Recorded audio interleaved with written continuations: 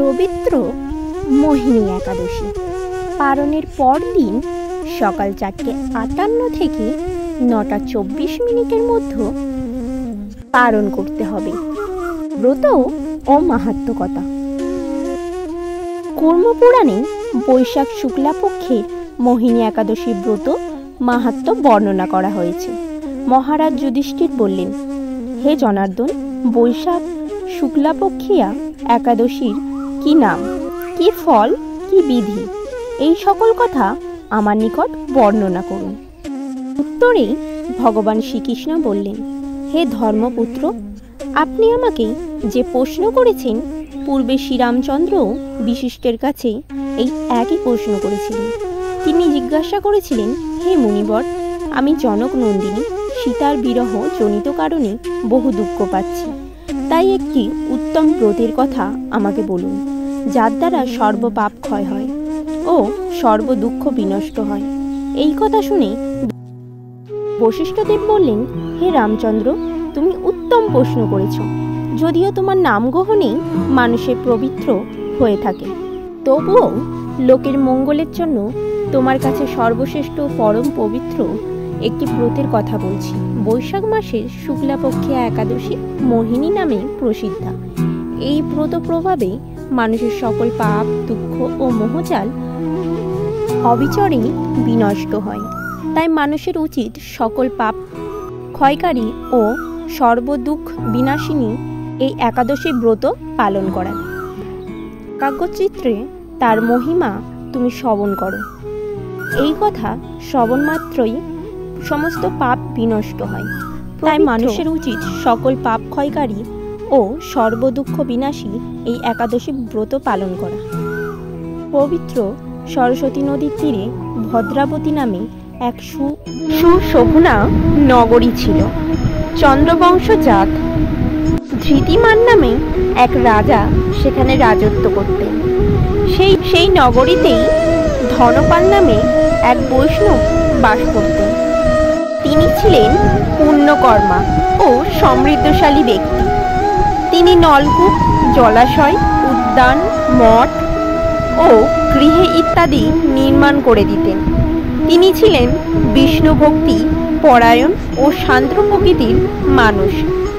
সুমনা ও দ্যুতিমান, মেধাবী, সুকৃতি ও ধৃষ্টবুদ্ধি নামে তার 5 জন পুত্র ছিল। 5 জন পুত্র ধৃষ্টবুদ্ধি ছিল অতি দুরাচারী। সে সর্বদা পাপ কার্যে লিপ্ত থাকত। পরস্ত্রী সঙ্গী, ঈর্ষাসক্ত, লম্পট ও দ্রুতক্রিয়া প্রভৃতি পাপে সে অত্যন্ত আসক্ত ছিল। দেবতা, ব্রাহ্মণ ও পিতামাতার সেবায় তার একেবারে মতি ছিল না। সে অন্যায় কার্যে রত, দুষ্ট স্বভাব ও প্রীতিধন ক্ষয়কারক ছিল। সবসময় সে অবক্ষয়, ভক্ষণ ও সুরাপানে মত্ত থাকত। পিতা ধনপাল একদিন পথ চলছিলেন। হঠাৎ তিনি দেখতে পেলেন ধৃষ্টবুদ্ধি এক বেশ্যার গলায় হাত রেখে নিঃসংকোচে ঘুরে বেড়াচ্ছে।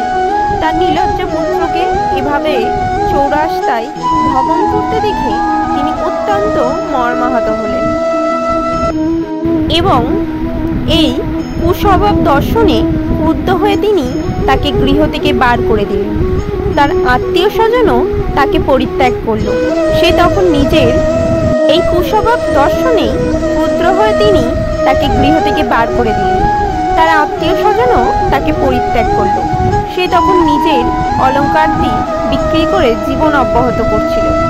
কিছুদিন এইভাবে চলার পর অর্থভাব দেখা দিল। ধনহীন দেখে সেই বেশ্যাগণ তাকে পরিত্যাগ করল। ঋণ, অন্ন, বস্ত্রহীন দৃষ্টবুদ্ধি ক্ষুধা তৃষ্ণায় অত্যন্ত কাতর হয়ে পড়ল। অবশেষে নিজের গ্রামে সে চুরি করতে শুরু করলো। একদিন রাজপ্রহরী তাকে ধরে বন্দিও করল, কিন্তু পিতার সম্মানার্থে তাকে মুক্ত করে দিল। এভাবে কয়েকবার সে ধরা পড়ল ও ছাড়াও পেল, কিন্তু তবুও সে চুরি করা বন্ধ করল না। তখন রাজা তাকে কারাগারে বন্ধ করে রাখলেন। বিচারে সে কষাঘাত দণ্ড ভোগ করল। কারাগারে এরপর অন্য উপায় ও দুষ্টবুদ্ধি মনে প্রবেশ করল। সেখানে সে পশু পাখি বধ করে তাদের মাংস ভক্ষণ করে। অতি দুঃখে পাপময় জীবনযাপন করতে লাগলো। দুষ্কর্মের ফলে কেউ কখনো সুখী হতে পারে না, তাই সেই চৌকুল ও দুষ্টবুদ্ধি তার সম্মুখে উপস্থিত হলো। ঘটনাক্রমে ঋষি বস্ত হতে এক বিন্দু জল তার গায়ে পড়ল। সেই জলস্পর্শে তার সমস্ত পাপ দূর হলো। হঠাৎ তার শুভবুদ্ধির উদয় হলো। ঋষির সামনে সে কীর্তাঞ্জলি পুঁতে প্রার্থনা করতে লাগল, হে ঋষি শ্রেষ্ঠ, যে পুণ্য প্রভাবে আমি এই ভীষণ দুঃখ যন্ত্রণা থেকে মুক্তি লাভ করতে পারি তা কৃপা করে আমাকে বলুন। ঋষিবর বললেন, বৈশাখ মাসের শুক্লাপক্ষে মোহিনী একাদশী নামে এক প্রসিদ্ধ একাদশী আছে। তুমি সেই ব্রত পালন করো। এই ব্রতের ফলে মানুষের বহু জন্মার্জিত পর্বত পরিমাণ পাপরাশিও ক্ষয় হয়ে যায়। মহামুনি বিশিষ্ট বললেন, পণ্ডিন্য ঋষির উপদেশ শ্রবণ করে প্রসন্ন চিত্রে দৃষ্টবুদ্ধি সেই ব্রত পালন করল। হে মহারাজ রামচন্দ্র, এই ব্রত পালনে যে নিষ্পাপ হলো, দিব্যদেহ লাভ করলো, অবশেষে গুরুরের আরোহণ করে সকল প্রকার উপদ্রব্যহীন বৈকুণ্ঠ ধামে গমন করল। হে রাজন, ত্রিলোকে মোহিনী ব্রত থেকে আর শ্রেষ্ঠ ব্রত নেই। যজ্ঞ, তীর্থস্থান, দান ইত্যাদি কোনো পুণ্য কর্মই এই ব্রতের সমান নয়। এই ব্রত কথার শ্রবণ কীর্তনে সশস্ত্র গোদানের ফল লাভ হয়। হরে কৃষ্ণ কৃষ্ণ কৃষ্ণ হরে হরে, হরে রাম রাম রাম হরে হরে। রাধে রাধে।